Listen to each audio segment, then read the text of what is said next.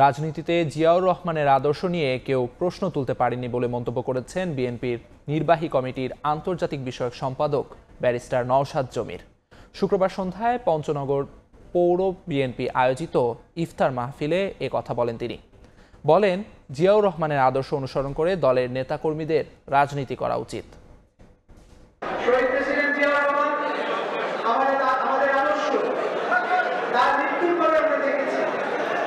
তিনি কিরকম একটা সৎ জীবনযাপনের মাধ্যমে বাংলাদেশের রাষ্ট্র পরিচালনা করেছেন, তার সততা নিয়ে কেউ কখনোই প্রশ্ন করতে পারে না। আজকে সেই দলের সদস্য আমরা, সেই দলে সেই নেতার আজকে আমরা উত্তরসূরি, সেই নেতার উত্তরসূরি হওয়ার পরেও গত অগাস্ট থেকে এই 25-এর আজকে পর্যন্ত বিভিন্ন স্থানে আজকে বাংলাদেশ জাতীয়তাবাদী দলের নেতৃবৃন্দ সদস্যরা যে গুণটা